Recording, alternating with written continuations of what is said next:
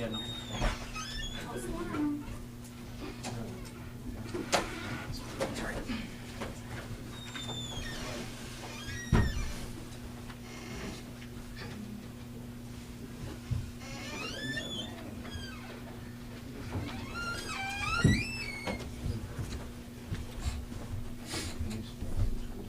Sit down, Mr.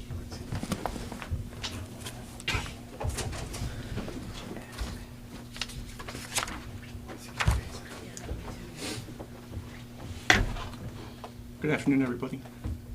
I think, first of all, everybody can be seated.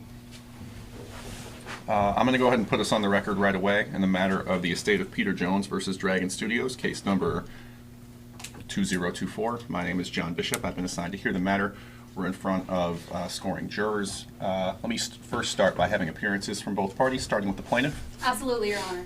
Good afternoon. My name is Lyla Zedell, and I'm here today with my co-counsel, Ms. Maya Iyer. Good afternoon, Your Honor. Afternoon. Together, we represent the plaintiff, the estate of Peter Jones. Afternoon. Nice meeting you. Defense. Afternoon, Your Honor. Charles Stock for Dragon Studios, joined by co-counsel Mr. Nolan Reddy. Good afternoon, Your Honor. Good afternoon to both of you. It occurs to me that I should have had my ballot ready to go before I started talking, but to be honest, the atmosphere in the room kind of intimidated me, so I just started because everybody was standing up and it kind of freaked me out. So give me just a second, even though it's awkward for me to pull up my ballot and make sure it works and select the right number. And then once we do that, I will ask if you have pretrial or Yes, Your Honor. housekeeping. Before we proceed with that, last round at least, and Mr. Stock can correct me, we had somebody come in and get it all clear. Just wanted to give you notice in case we got interrupted in a few seconds. Okay.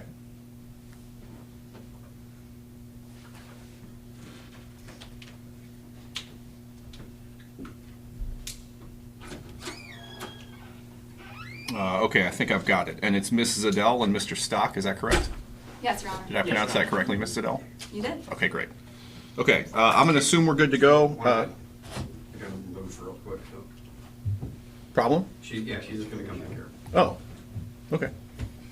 Jurors, anybody have conflicts? No? Okay, great. Then I'm going to assume we're good to go, and I'm going to start by asking the plaintiff if there are any housekeeping or pretrial matters that you'd like me to address. Yes, Your Honor. Just a few. Go ahead. First, I'd like to direct your attention to page 4 in that binder in front of you. You'll find the pretrial order for this case. I want to talk about specifically one of the evidentiary rulings. You'll see, pursuant to pretrial order number 6, exhibits 1 through 25 have been pre-admitted. Because of that, we've prepared a binder for the convenience of the members of the jury to follow along, just containing those pre-admitted exhibits. They're all pre-marked, and we showed this to Mr. Stock before trial. With your permission, we'd like to publish that to the members of the jury right now. Would you like them to have the copy described by counsel? I don't even think that's needed, Your Honor. That would be fine. We plan to use those same exhibits, and they are pre-admitted. Okay, so I need a clear answer. Do you have any objection to using it, or no? None. Okay, then let's go ahead and use it. You can provide them with that binder. Yes, Your Honor.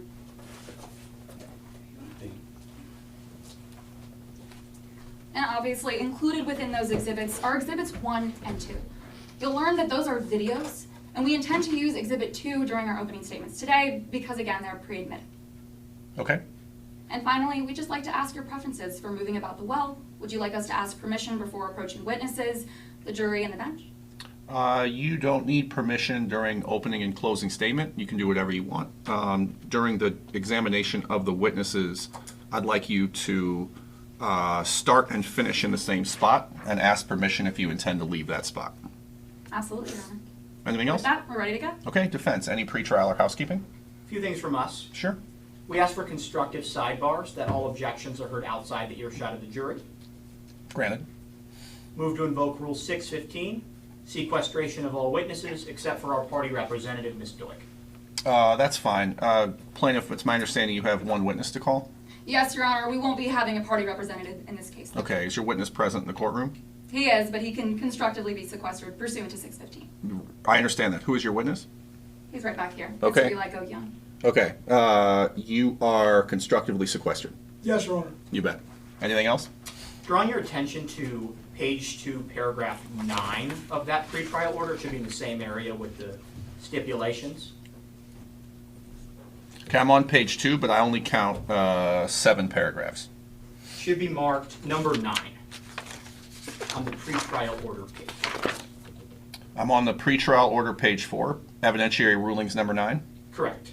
The court ruled that the 2 non-testifying witnesses in this case are deemed unavailable. Indeed, I did rule that. We'll be calling those witnesses today by deposition. When we do so, permission for my co-counsel to take the stand with the deposition to read the answers as I ask the questions. How do you feel about that?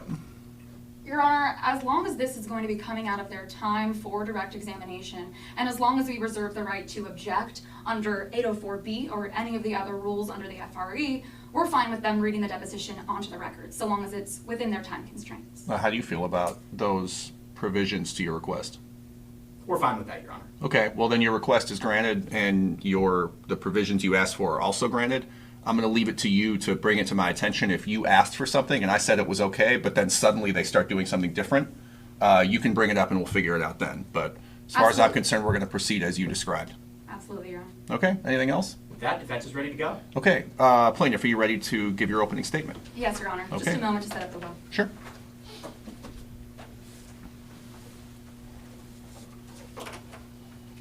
Your Honor, Mr. Stahl. Members of the jury, may it please the court. 1 take too many, 6 seconds too late. It's June 21st, 2023. Exactly a year ago yesterday. Worldwide superstar Peter Jones is sitting at the top of a 2,700-foot cliff in Norway. He's riding a motorcycle, and he's got a parachute on his back. Peter Jones is about to drive that motorcycle off the cliff and jump into midair. He's wearing an earbud so that the production company, still on the ground, well, they can tell him when to open the chute. It was supposed to be safe. Just the day before, Peter completed that same exact stunt 6 times.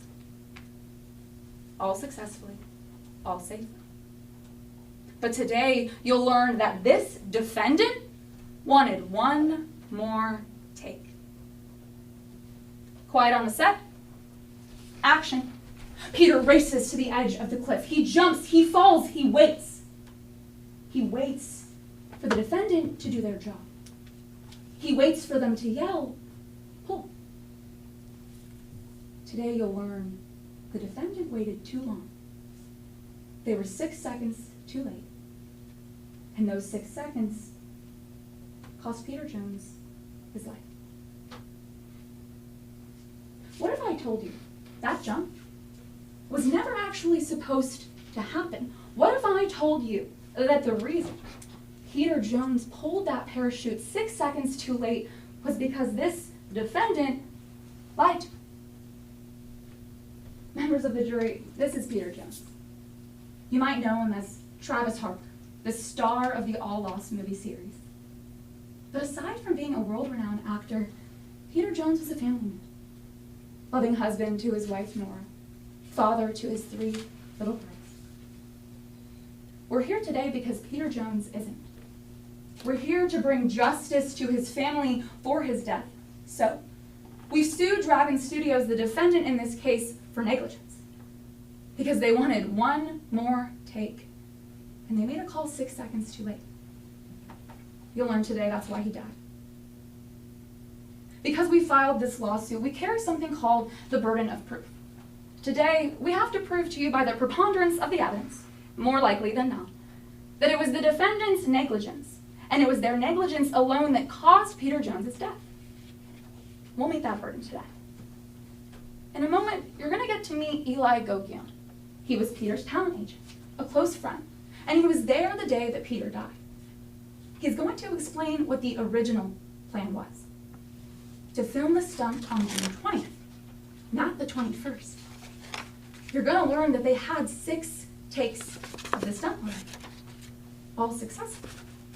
But then the defendant, they wanted 1 more take. You'll hear about a conversation. It happened the night of June 20th. The entire production studio was out to dinner, and you'll learn that it was the defendant, the director of the defendant company, who proposed an idea to change the plan.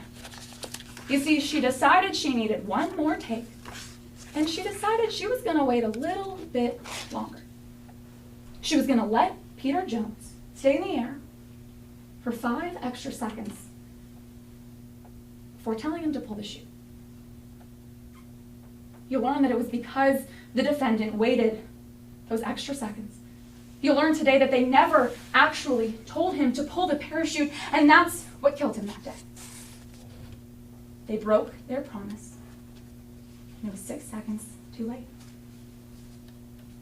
It's that simple, members of the jury. 1 take, too many.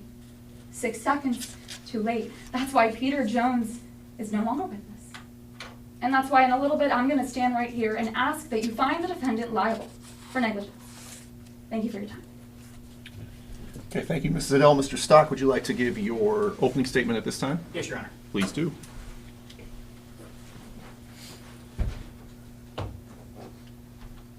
Please, court. He knew they were pushing the limits. He chose to push past them. 6, 7, 8. Pull. Pull it. Pull it now. Pull the parachute. The plaintiff is falling through the sky, thousands of feet in the air. Producer's voice ringing in his ear, begging, pleading, pull that chute. The plaintiff can hear his producer, but the voice is being drowned out by the sound of fans cheering, applause, the sound of his speech that he's going to give at the next award show after he proves he's invincible. He proves the impossible possible. Proves he can do anything. Yet again. He thinks to himself, I can hold on. Just a few more seconds.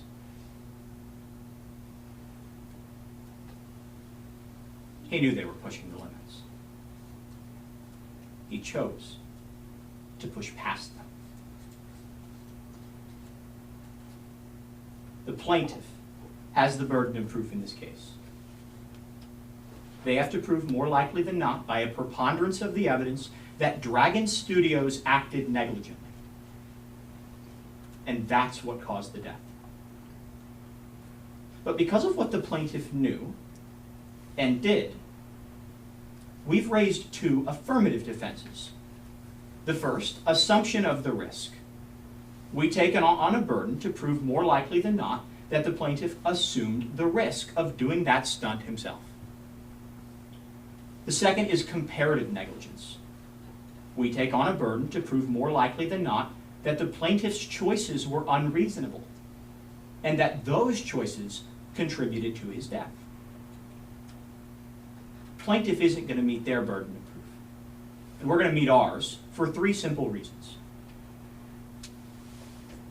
The plaintiff knew he could say no. He knew they were pushing the limits, but he chose to push past them. Let's take those one at a time, starting with the first. The plaintiff knew he could say no. Members of the jury, I want to introduce you to someone. This is Cole Doig, founder of Dragon Studios. Built her company from the ground up. She'll be up front with you today. Part of what plaintiff counsel just said is true. She tried to change the plan and add a little bit more time. But part of it they didn't mention. Because what you're going to learn, members of the jury, is that idea, it wasn't a command. It wasn't a forceful do this or else we'll fire you. It was a question to the plaintiff. Do you want to do it? You'll learn the plaintiff said yes. That brings us to fact number 2. The plaintiff knew they were pushing the limits. No one's going to take this stand that knows more about stunts than the plaintiff. you'll learn the plaintiff did his own stunts for years. Never used stunt doubles. No one's going to take this stand that knew more about this stunt than the plaintiff. You'll learn it was the plaintiff's idea from the get-go. Practiced it, planned it, knew the risks associated with it. Knew they were pushing the limits. So what went wrong? That's fact number 3. The plaintiff pushed past those limits. Members of the jury, the evidence will show the plaintiff did receive a signal to pull that parachute right on the edge of what the plaintiff knew was safe. The tragic truth is, he didn't pull it. Not until it was too late. The stunt that the plaintiff and Dragon Studios concocted was dangerous. It's true. But what the evidence will show is that the plaintiff knew it was dangerous and said, let's do it anyway. The evidence will show in that moment in the sky, the plaintiff forgot that he was human and that sometimes the impossible isn't possible. That's why at the end of this trial, we're going to ask you to find Dragon Studios not liable. Because the plaintiff knew they were pushing the limits. He just decided to push past them. Thank you. Thank you, Mr. Stock. Plaintiff, are you ready to call your first witness? Yes, Your Honor. Plaintiff calls Eli Gauguin to the stand. Okay, Mr. Gauguin. Come on up, have a seat. Is either side aware of a stipulation that the witnesses are already sworn in? Not to our knowledge, Your Honor, but in this jurisdiction, we assume that they are. Raise your right hand, sir. Do you swear to tell the truth? I do. Okay, great.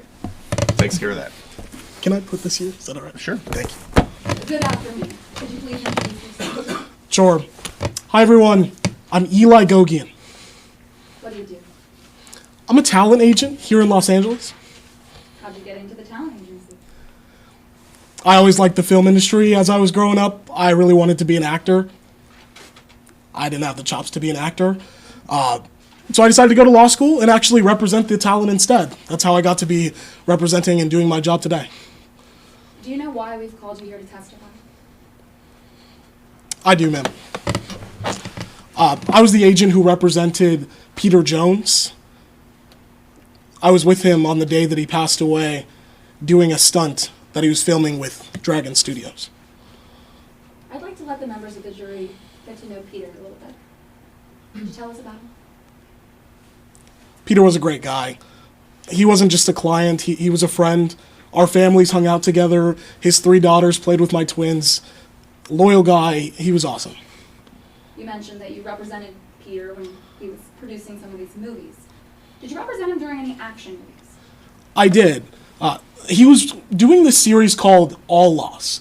It was a series of 6 different movies that had been completed, and we were in the process of filming the 7th one. How successful, financially that is, were all of these movies? It was incredible.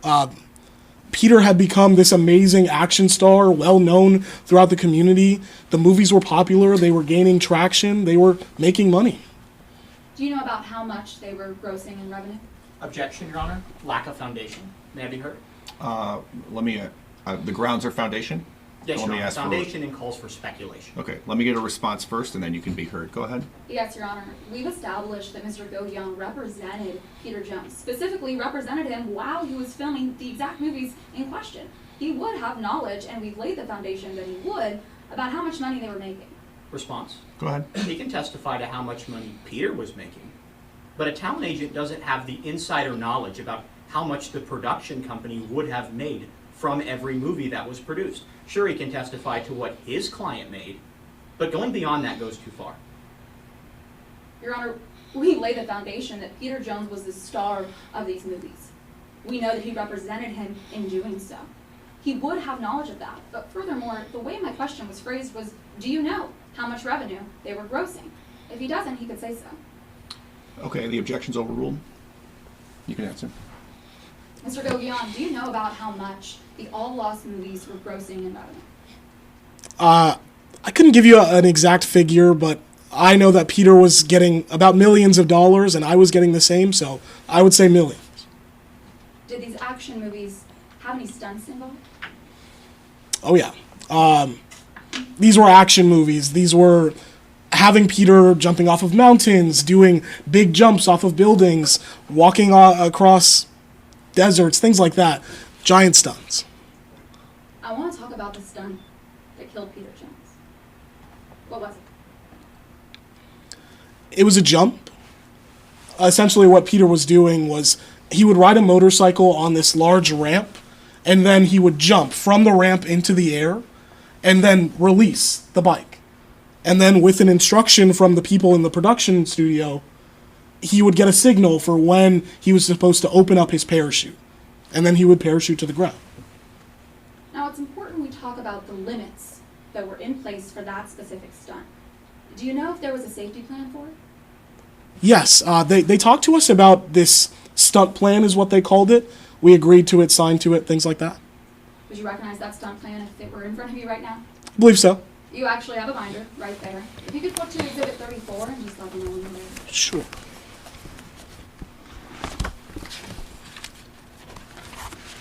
I have it. Is this that stunt plan that you were just talking about? Yes, ma'am, it is. Does it appear to be a fair and accurate copy of that stunt plan? It does. Did anybody sign this contract?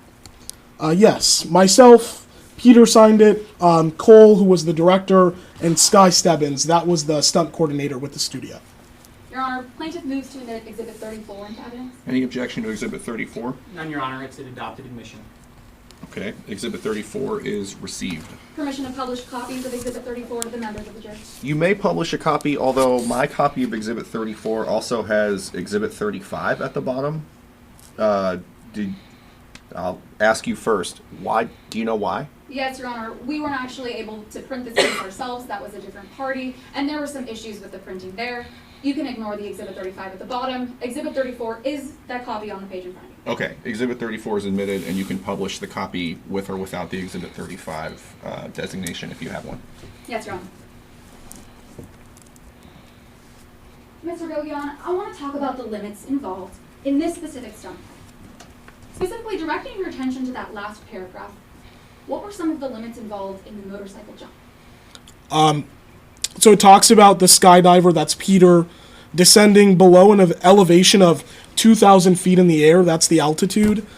And then it goes on to say that the performer, also Peter, was going to open his parachute 4 seconds after the motorcycle leaves the ramp. That was the time that they were supposed to give him the signal. Who exactly was supposed to give him this signal? It was Cole Doig. She was the person directing the film. Now I want to transition and talk about the actual takes of the stunt. When did you start filming? That was on June 20th. We started to get ready to do some run-throughs of the stunt to start doing the filming. Were all of the takes of that stunt performed on June 20th? No. We did a number of takes on that day, 6 of them successfully. Peter was able to complete the stunt. But after that day, we actually went out to a dinner with the production studio, and the director came up to me and Peter and told us she wanted a little bit more, that she wanted one more take. Did the director of the defendant company ever explain why she wanted one more take? She did. She said that the takes that we got, they were too short to be compelling to anyone in the audience. She said that she wanted Peter to spend more time in the air. Did she ever specify how much more time she wanted him to spend in the air? She did. She said instead of 4 seconds, she was gonna give Peter the signal 5 seconds later at 9 seconds, and then he could open his parachute after that. So I want to talk about what the limits were on the takes on June 20th versus that one more take on the 21st.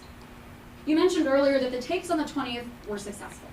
How long did Cole Doig wait to give the signal to open the parachute for those takes? Objection, Your Honor. Lack of foundation. Counsel? Yes, Your Honor. We've already established that Mr. Gogion knows exactly what the stunt plan was that he was there while it was happening, and that he knows how the plan was executed on those days. He's testified that it was successful on June 20th. I'm just simply asking if the plan was followed then. Response, Your Honor? Sure. Foundation's been laid that he was there on the 20th. This is a different take on the 21st. Foundation has not been established that this witness was present to see how long it took. And that's important to hear so the jury can ascribe accurate weight. Did he hear it from someone else? Is that how he knows? Or was he there present to actually see it? That foundation is important not only procedurally, but also so the jury can ascribe the accurate weight to the testimony that they're hearing. Brief response, Your Honor. Yeah, could you mind restating the question? Yes, Your Honor. I specifically asked how long on the takes that were taken on June 20th, which, like we've established, he was there for, how long did Cole Doig wait before giving the signal to open the parachute? Okay. Response, Your Honor? Sure. It's important to hear how he would know how long it took before simply stating how long it took.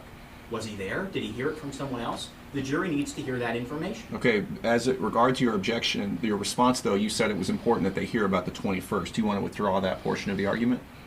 This is the 21st we're talking about. The question's about the 20th. I believe we've moved from the 20th to the 21st. Okay.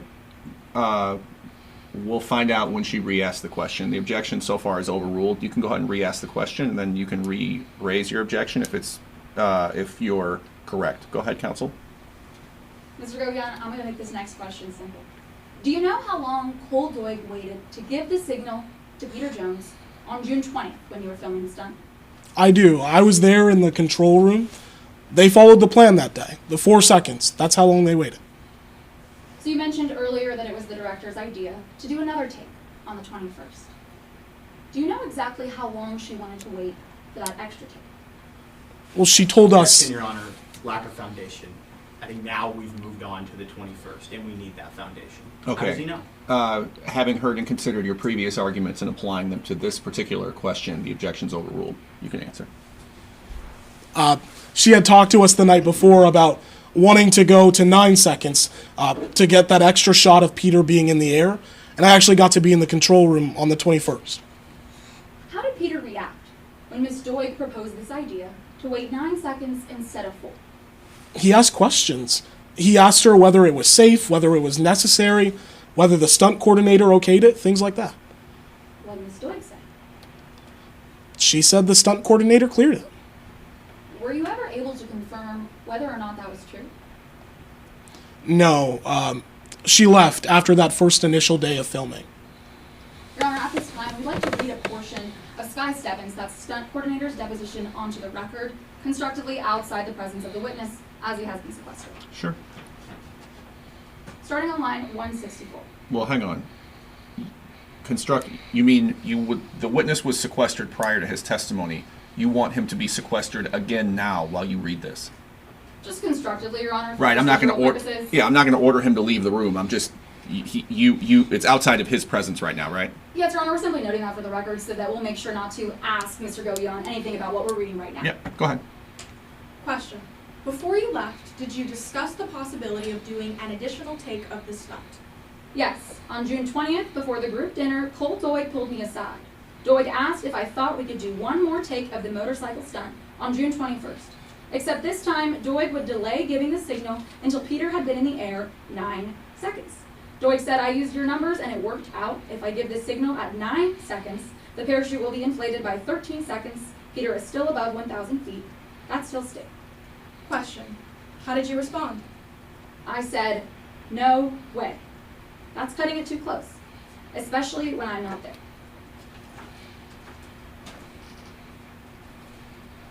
So I want to talk about what actually happened the day that Peter Jones died. Where were you that day? I was in the control room with them, and Peter started the stunt. He started to do the jump. Did Miss Doig give him the signal? No, she didn't. I want to be clear. Did she give him the signal after he was in the air for 9 seconds? Ma'am, I was there. I was waiting for the signal to happen when those 9 seconds came. She just stood there. She was silent. Did you say anything to her? I started to realize what was going on, so I yelled at her. I told her she needed to tell him to pull the signal. Did she ever say anything? after we found out that Peter died. I asked her how she could do something like this, why she waited so long to give him the signal that day. She told me she just wanted that longer scene. Thank you for your time, Mr. Gogian. Nothing further. Thank you, counsel. Mr. Stock, cross-exam. Yes, Your Honor.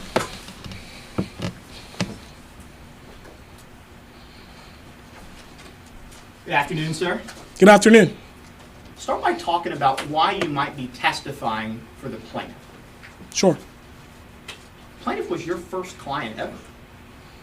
Peter was. Your biggest client ever. He eventually became that. It didn't start out that way. Made you a lot of money.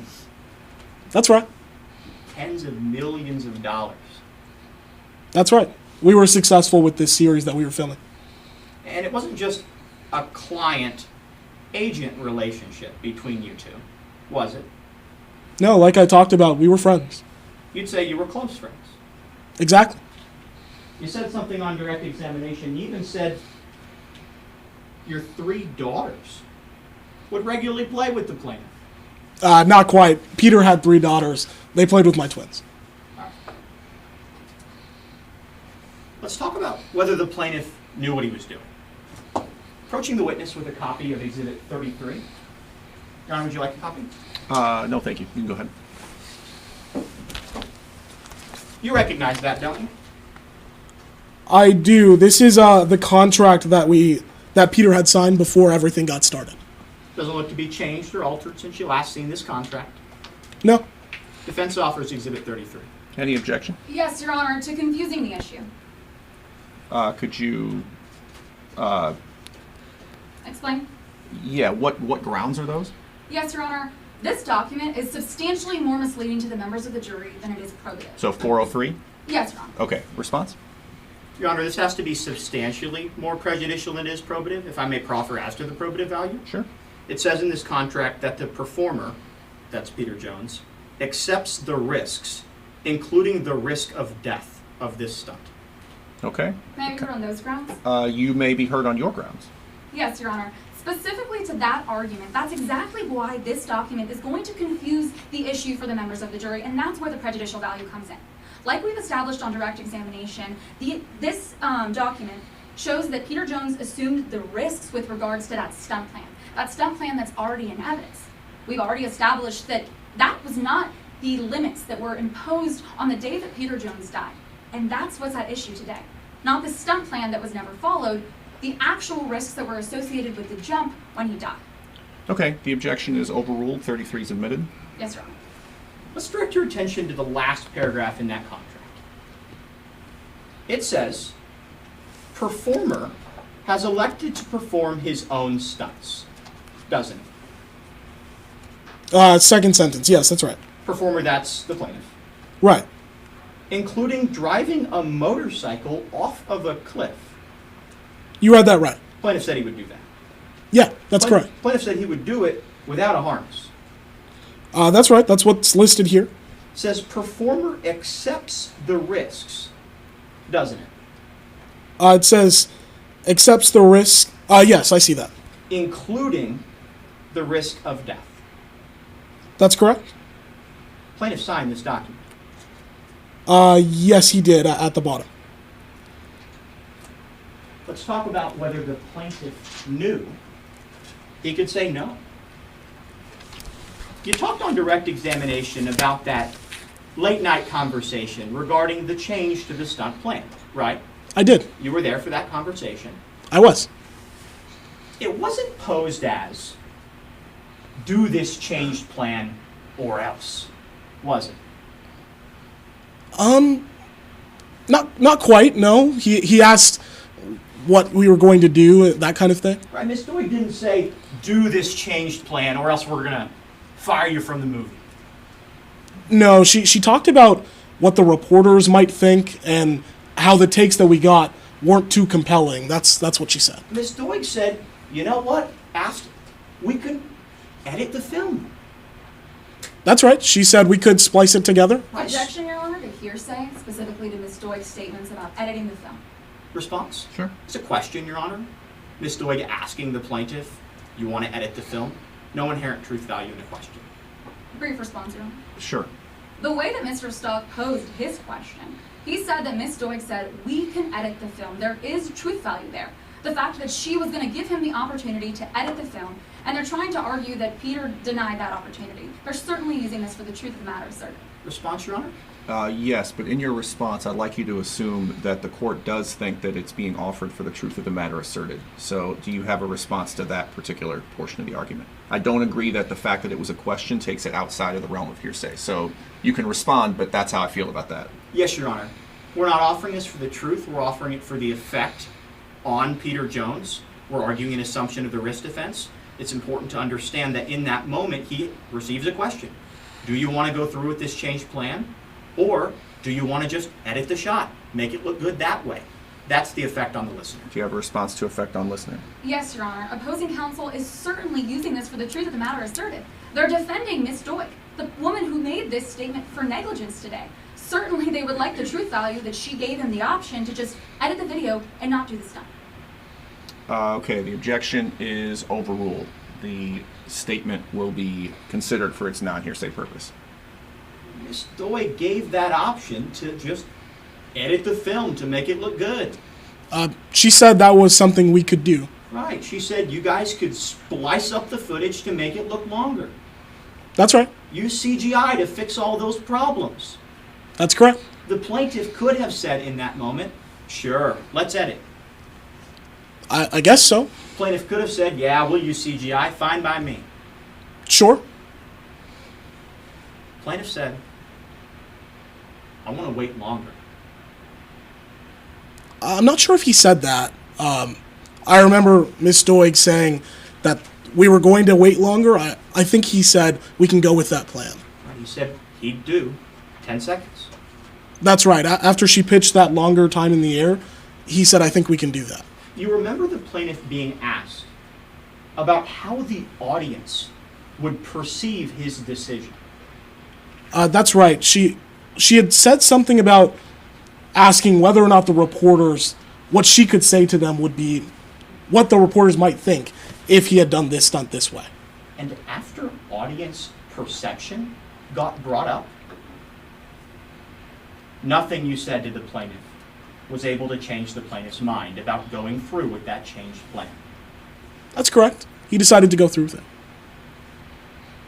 Finally, let's talk about whether the plaintiff had reasons to push past those proposed limits. The plaintiff said they love doing stunts that no other actor would do. Peter said that before, yeah. Peter said he found it exhilarating. That's right. Loved the anything for the audience reputation that he got from it. That's what he said. That's right. Those stunts were Peter's ideas. Some of them were, that's right. You remember Peter talking to the press about the dangers of that particular stunt? From June 20th? In an interview about that movie, you were there while Peter was speaking to the press. That's right. Peter had talked about what was going on June 20th. Peter said himself, he knew he could potentially die. That's correct. He said that. Peter said himself, there's all sorts of things that can go wrong. That's right. Peter said himself, I could wait too long to open the parachute. That's right. He listed off some of the things that happened with the stunt, and he said that. Knowing all of that, the plaintiff did the stunt anyway. Objection, Your Honor. At this time to confusing the issue, specifically to this question where he wrapped up his previous question saying, knowing all that, he did this stunt anyways. On what grounds? Your Honor, the prior questions were with regards to an Like interview. specifically evidentiary grounds? Oh, Your Honor, Rule 403. Okay.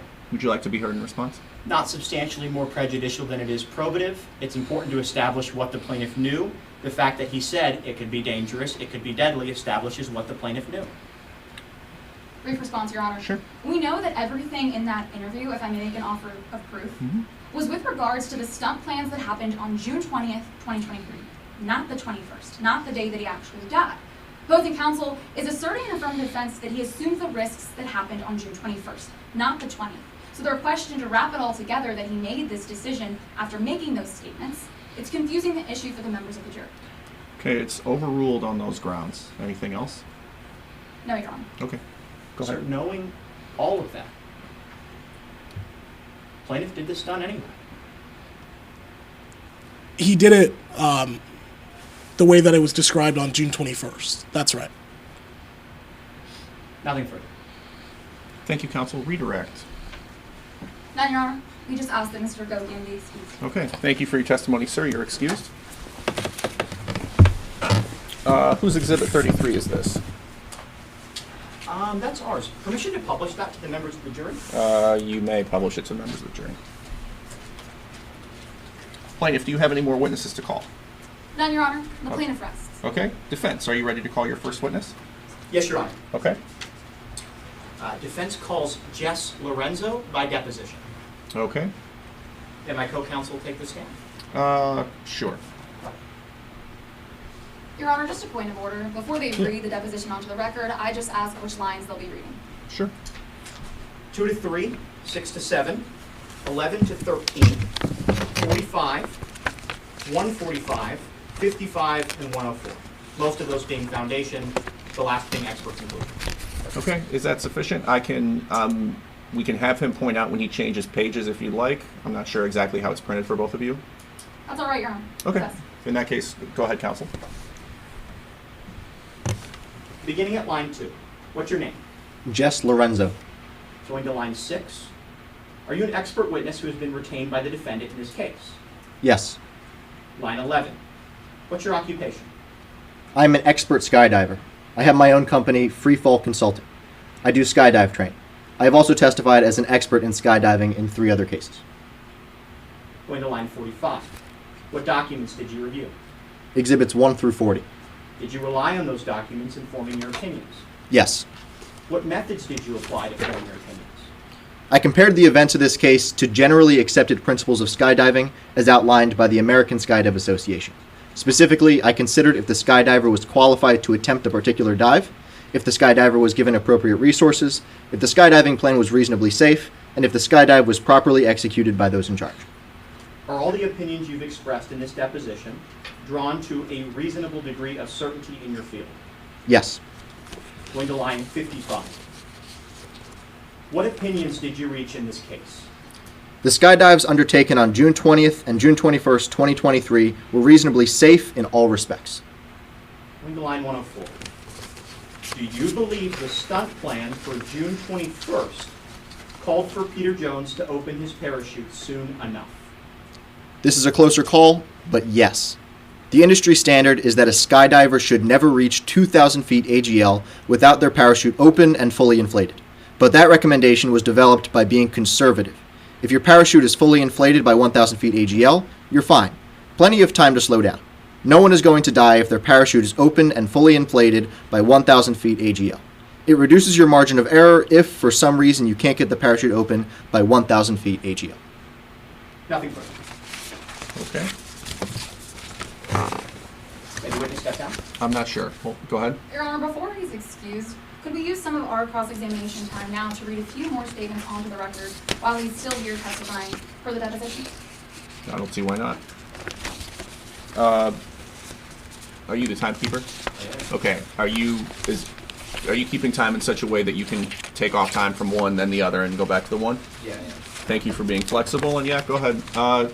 Just if you could read the line number similarly to the way defense counsel referred to the line numbers as he read the question, so we can all follow along. Absolutely, Your Honor. Go ahead. Starting on line 135. Question. What supports your position that the execution of the skydiving plan was reasonably safe on June 21st? Answer. Cole Doig had to give the signal within 9 seconds after Jones left the ramp. Hold on, counsel. It doesn't seem like you need him anymore if you're going to read the question and the answer. Is that true? Yes, Your Honor, that'll be fine if Okay. he's excused. Sir, thank you for your service. You can resume your seat next to your colleague. And then just hold on just a second on the time, and I'll wait for him to sit down, and then I'll let her resume, and we'll go from there. Yes. Okay, timekeeper, are you ready? Okay, counsel, I'm sorry to cut you off. Go ahead. That's all right. Cole Doig had to give the signal within 9 seconds after Jones left the ramp. Cole Doig testified to doing that. Question. What if I told you that Cole Doig didn't give the signal at 9 seconds? What if I told you that Cole Doig waited several seconds longer? Would that change things for you? Answer. Yes. That would be unbelievably dangerous. Nothing further. Okay. Thank you, counsel. Defense, do you have a live witness to call? Defense calls Cole Doig. Okay. Ms. Doig, come on up.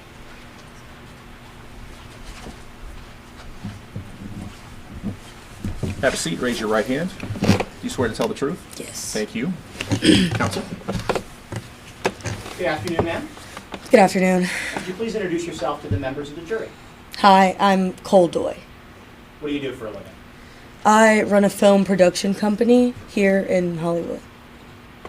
As a part of that production company, do you remember working with an actor named Peter Jones? Yeah, I'd worked with Peter on 6 films before the last film we worked on together.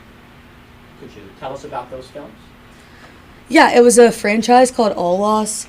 They were typical action movies, and Peter was the action star. Do those films involve stunts? Oh, absolutely. Every one of those films has at least one massive stunt. Would the plaintiff use stunt doubles?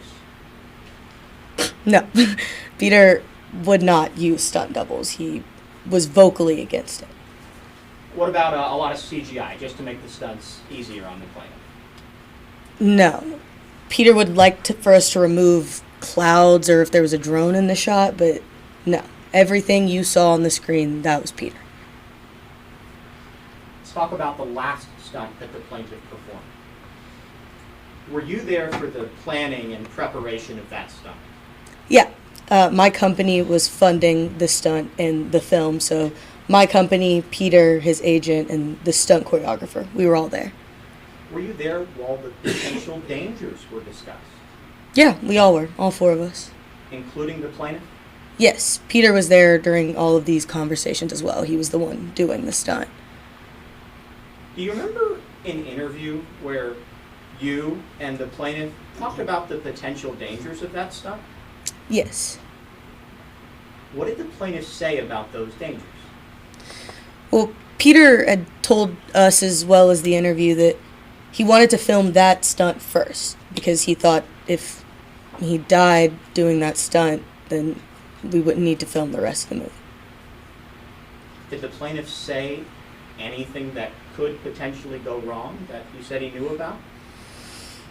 Yeah, he rattled off a pretty long list of things, but the one that stuck out was that he said that he may be pulling the chute too late. Him making the mistake of pulling the chute too late. Is that something you can control? No. I mean, we radio up to him immediately at the time that he's supposed to pull that chute.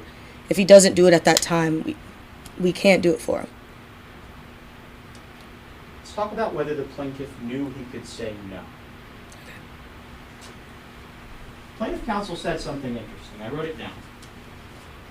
They said that it was your idea to make a change to that stunt plan. Let's be upfront. Is that true? Yeah, it is. Whose decision was it whether to go through with that proposed change? Peter's. It was always Peter's. No one could do that stunt but Peter.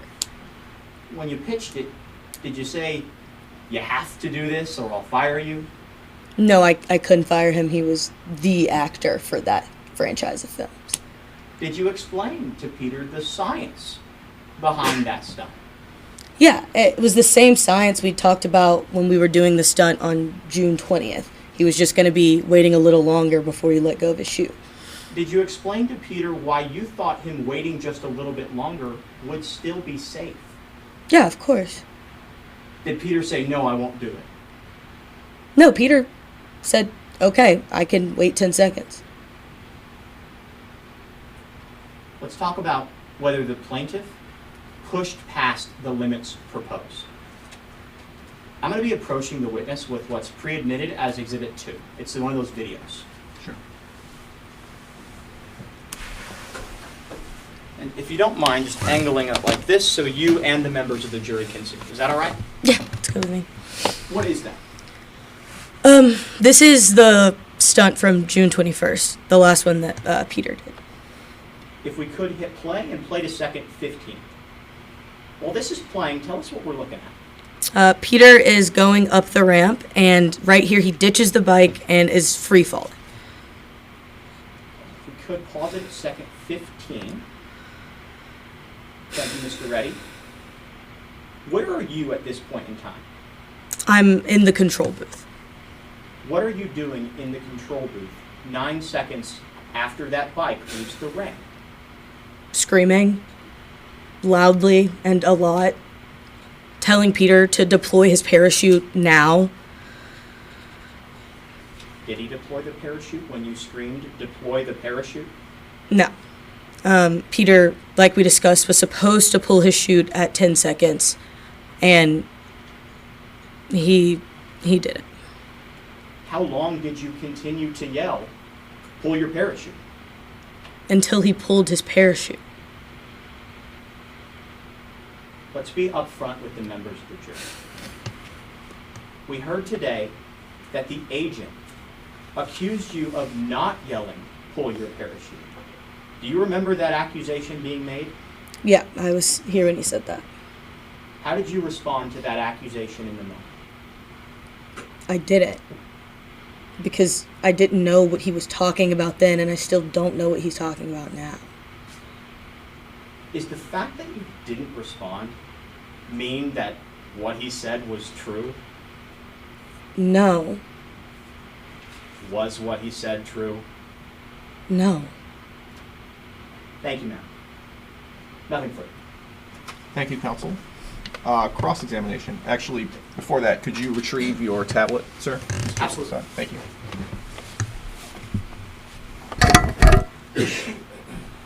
And I'm sorry, Ms. Zedell, I should have asked you, do you want to use that video that was just displayed? No, Your Honor, we won't be using it. Okay, then you may proceed with cross-exam when you're ready. Yes, ma'am. Good afternoon, ma'am. I want to talk about who Peter Jones was to you. Okay. Because let's face it, he was a money bag, wasn't he? No, he was an actor in some of my movies. Well, you made millions of dollars off of the movies that Peter Jones was in.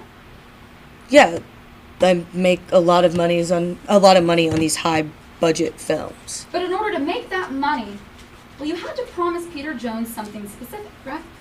I don't know what you mean. Well, you had to promise Peter Jones that you wouldn't do anything that would expose him to unreasonable harm, right? That wasn't to make these movies, that was to keep him safe. Yes. Ma'am, in these movies, he was performing dangerous stunts, yes. Yeah, absolutely. Your company produced and filmed the movies with the stunts. Right.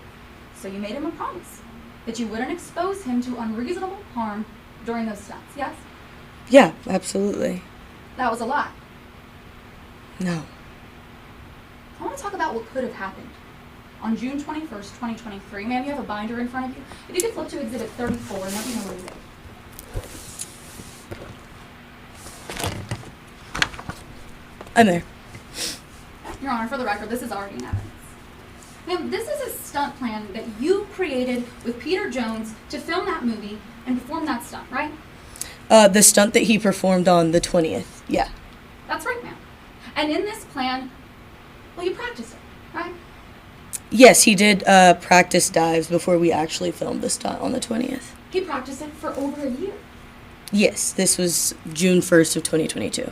And he did hundreds of reps of that stunt, right?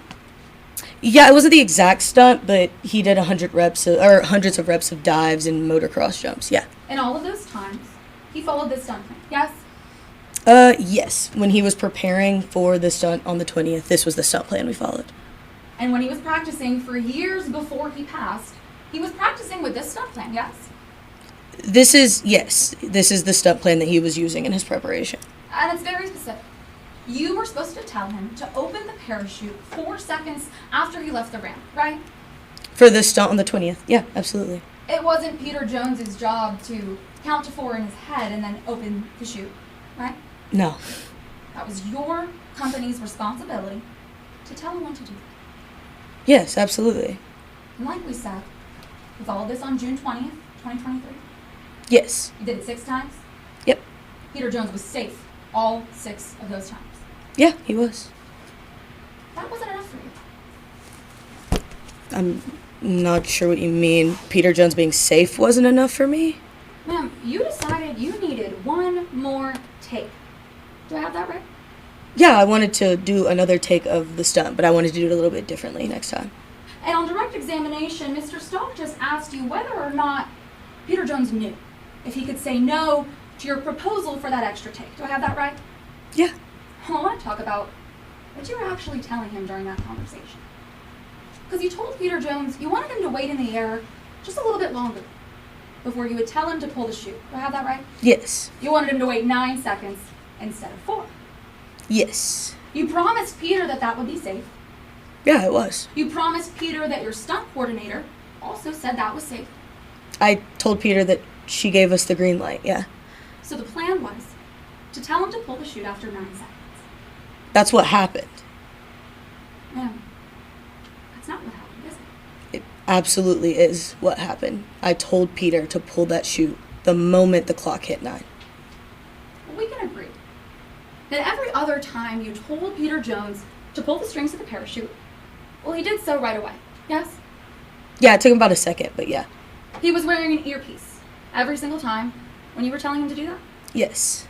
And on the day that he died, well, you had tested that earpiece and you made sure that it was working, right? After the accident, yeah. That's right. You tested the earpiece he was wearing during the accident and you confirmed that it was working. After the accident, yes. So you never actually told Peter Jones through that earpiece to deploy his parachute, did you? Yes, I did. I told him at 9 seconds, then I told him at 10 seconds, and I kept telling him until he did it. So for some reason, on this take, he just happened to not listen to you for the very first time?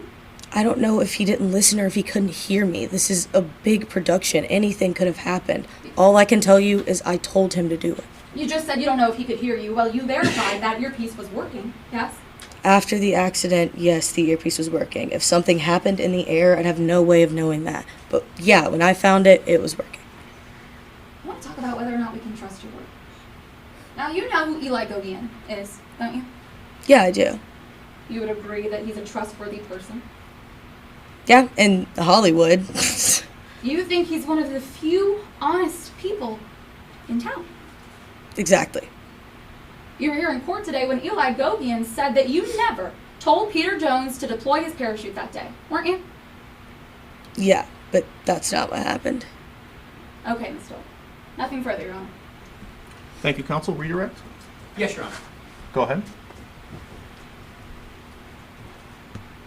Ma'am, could you have physically pulled that parachute open for Peter Jones? No, obviously not. I mean, he was 2,000 feet in the air. Opposing counsel said you made millions off of Peter Jones. If you were making millions off him, would that be a reason why you would want to say nothing when you were supposed to say pull the chute? No. I mean, despite the fact that Peter is a friend of mine and a person I cared about, we were doing a good thing together. We had a good thing going together. The fact that you were making millions with him, would that be a reason to say pull the chute? Low on the list, but yeah, that would be a reason for me to tell him to pull the chute. Nothing further. All right. Recross. No recross, Your Honor. All right. Thank you, Miss Doig, for your testimony. You're excused. Thank you. Then you may resume your seat of counsel. Defense, do you have any more witnesses to call? None from the defense, Your Honor. Defense rests. Okay, let's take a 30-second break. And after 30 seconds, we'll hear closing statements. Jurors, if you need a few more moments to fill out your ballot or review what you've heard so far, let me know. Otherwise, we'll start in just a few seconds.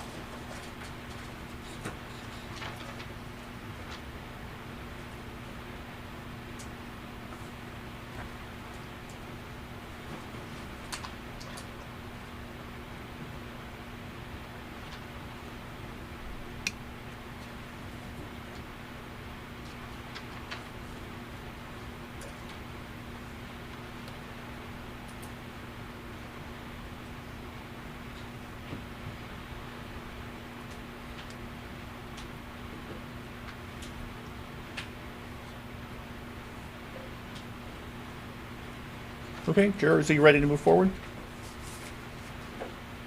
Everyone good? Okay. Plaintiff, Yes, Your Honor. when you're ready. Your Honor, Mr. Stubb. Members of the jury, may it please the court. One take too many, 6 seconds too long. It's June 20th, 2023, and Peter Jones has a smile on his face. He's sitting at dinner with his production studio, raising a glass in celebration. They had just finished one of the most dangerous stunts he had ever filmed. They were done. 6 takes, all safe, all successful. What more could they need? But that was the moment that the director of the defendant company opened her mouth. She said, "What if? What if we do just one more take? And what if we make it a little longer?" So on June 21st, 2023, they did the jump again. Peter Jones trusted his director, trusted that the defendant would keep him safe. But when he was flying through the air that day, he would hear that one magic word, pull. But he never did. 1, 2, 3, 4, 5, 6. It was 1 take too many and 6 seconds too late.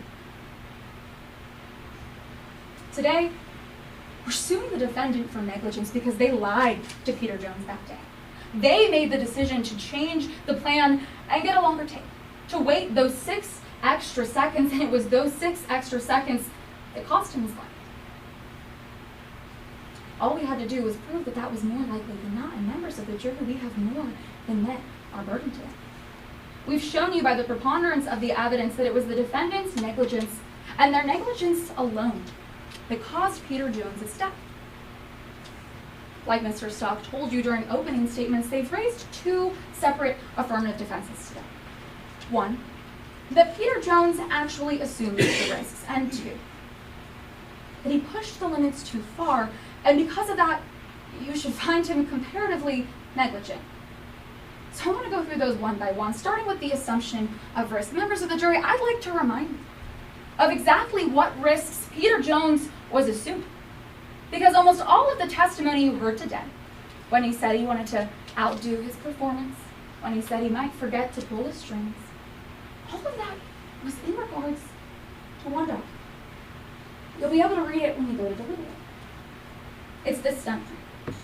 It's the same stunt plan that they followed on June 20th, 2023, when Peter Jones safely landed every single time. Those were the risks that he had assumed. Not the ones that happened the day that he died. You learn that it came down to 2 decisions, 2 choices, 2 lies that this defendant told to make sure they could get exactly what they wanted. 1 take too many, 6 seconds too late. Because that's the worst part. Like you learned during Ms. Doig's cross-examination, all of this could have been avoided. They could have continued following the plan that they had in place, the plan that they knew had worked. But that wasn't enough for the defendant. Ms. Doig told you herself they wanted a longer take.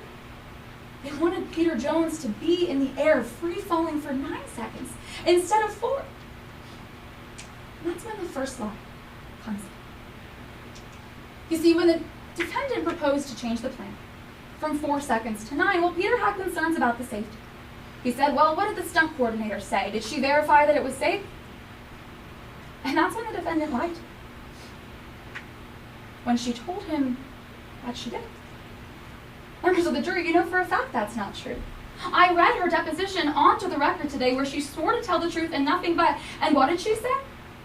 No way. No way. That's cutting it too close. How could Peter Jones have known the risks of that jump when this defendant was lying to him? Lying to him about the safety and putting his life at risk. But because Peter Jones had no idea that he was being lied to, he went ahead with the jump, and on June 21st, 2023, his motorcycle left that ramp for what would be the very last time. And while he was in the air, he waited. He listened for that command, but he heard nothing. And that brings us to the second line, and how we're going to be able to address the second affirmative defense Mr. Stock raised, comparative negligence. Because you see, they're arguing today that Miss Doig, she actually said something. She actually told him to pull the parachute after 9 seconds. Members of the jury, that's not true. Eli Gogian was there, and he told you that himself. The defendant stayed silent, chose not to protect Peter Jones, and that's why there is no way. There's no way that his own actions could have been negligent. He was waiting and listening for that signal, and he never heard a thing. So who are we going to believe? A talent agent with nothing on the line, or the defendant with everything to lose in court today? You might be wondering why. Why would a production company ignore the plan so critical to their actors' safety with so much money on the line? That's why. Because it's a business. It's about money. The defendant has been putting profits over Peter Jones' safety since 2015. When the All Lost movies made it big, the defendant knew exactly what they had to do. Push their superstar more and more, make him drive faster and faster, climb higher and higher until one of his stunts killed him. This would have been a blip. Peter Jones's wife could still have a husband, and his daughters could still have their father, but they don't. They will never get him back because this defendant lied to Peter. Lied about how long they were going to wait before giving him the signal to pull that parachute, and that's why he died. Because they were 6 seconds too late. The members of the jury, today it's about your take. It's about your decision, and you only get one. Make it carefully. Make it correctly. Find the defendant liable. Thank you for your time. Thank you, Ms. Zedell. Closing statement from the defense. Yes, Your Honor. When you're ready. Please, court. He knew they were pushing the limits. He chose to push past them.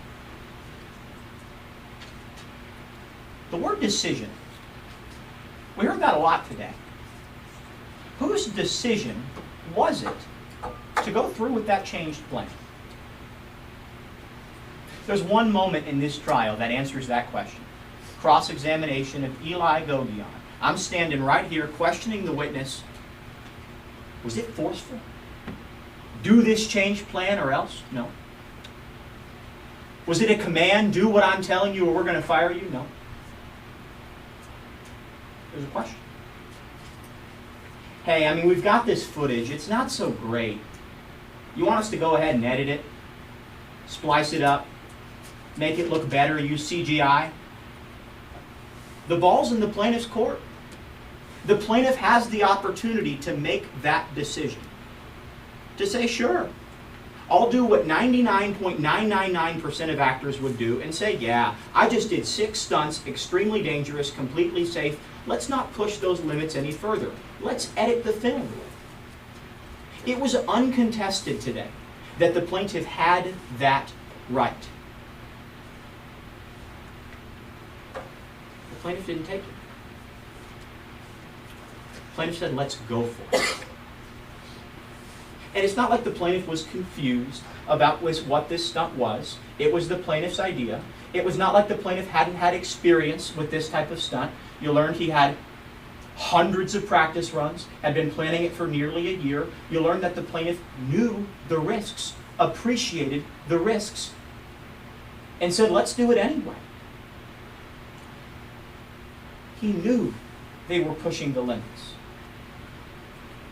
He just chose to push past them.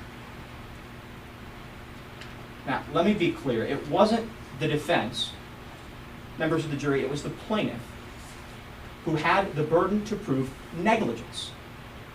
They had to prove that Dragon Studios acted negligently and that those negligent actions actually were the true cause of the plaintiff's death. That's burden number one. Burden number two came when we raised the affirmative defense of comparative negligence, that the plaintiff acted unreasonably in the sky, acted unreasonably by thinking about that audience perception. You heard the plaintiff held so near and dear. I mean, the plaintiff's fame is what? For being the actor that does the stunts that no one else will do. I don't use CGI. I don't use stunt doubles. I want the world to know I'm willing to do any death-defying stunt you put in front of me. To make that decision in the sky to wait longer so that the audience would love it, it's unreasonable. That brings us to the third affirmative defense, assumption of the risk. And we answered that question through our first two facts. So let's talk about it. The plaintiff knew that he could say no. Because sitting there at that late night conversation when that question is posed, no one disagreed the plaintiff had the option to say no. The plaintiff could have said, I don't want to do it. The plaintiff said he would. That brings us to point number two. The plaintiff knew that they were pushing the limits. I want you to think about all of the evidence that the plaintiff presented today, that the plaintiff didn't know what they were agreeing to. Did they not know the industry standards? Did the plaintiff not know how that stunt worked? Did the plaintiff not know the calculations? You heard today that the plaintiff was there at every meeting, there to hear about all the safety standards. He knew about those risks. He was able to appreciate those risks because of his experience, and we know because of the contract that he signed, that he accepted those risks. I mean, I'll read it word for word. Performer accepts the risks, including the risk of death. He said it himself. I know I could die. He said it himself in that interview. I know I could wait too long to pull the parachute. It's almost like he predicted what he would do. He just chose to do it anyway. Members of the jury, that's assumption of the risk. So if you find that, yes, he knew the risks, yes, he was able to appreciate them, and yes, he accepted them, you mark yes to number 2 on the verdict form. Then we're done. We can go home. Job's finished. But there's more. Fact number 3. The plaintiff pushed past those limits. We heard today that the plaintiff received the signal right on the edge of what the plaintiff knew was safe. Why doesn't the plaintiff pull the parachute? Because of his reputation. He pulls that parachute, he doesn't get the shot that the audience wants. You heard the moment audience perception came up in that conversation, it was impossible to change the plaintiff's mind about what the plaintiff was going to do. When audience perception got brought up, when audience perception got challenged, the plaintiff said, I'm doing it. I'm making sure the audience appreciates the stunts that I do. I'm topping everything I've done in the past. The only witness who says that that signal wasn't given, close friends with the plaintiff, close with their daughters. That's the only witness you heard that from, members of the jury. And what the biggest problem is, their motive doesn't make sense. I mean, defense counsel said themselves, they were making millions off of Peter Jones. Peter Jones is their money back. If Peter Jones is their money back, why would Cole Doig not say pull the parachute? That's millions and millions of the future. It doesn't make any sense, members of the jury. So you can mark yes to number 1 and 3 on this verdict form. No one knows exactly what was going through the plaintiff's mind in that moment. All we know is that the plaintiff made the wrong decision. He knew they were pushing the limits. He chose to push past them. Thank you. Thank you, counsel. Plaintiff? Hundreds of practice jumps, a year of planning, a contract he signed where he assumed the risks of death. Members of the jury, none of that matters, because if you don't practice like you play, well, then there's no way Peter Jones could have actually assumed the risks of what was happening on June 21st, 2023. The only moment that matters when you make your decision was when this defendant made a decision to change the plan. Change it from 4 seconds to 9. Don't you find it interesting that Mr. Stokes said that, well, he could have said no, but he said yes, he wanted to agree. Members of the jury, it wasn't that simple. He had one specific question: is it safe? And that's when the defendant lied. She said it was. She lied again when he was in the air, when she promised him she would make the call, and she waited 6 seconds too late. When confronted about her choice to stay silent, when confronted about the fact that she caused a man's death, what did she say? Oh, I wanted a longer tape. Yeah, that excuse doesn't work when it cost a man his life. Find them liable. Okay, thank you, counsel. The matter is submitted to the jury for deliberation, and we're off the record. Great job, both of you. You're really good. I will concede my time to our jurors for their feedback once that they have finished their ballots. So if you could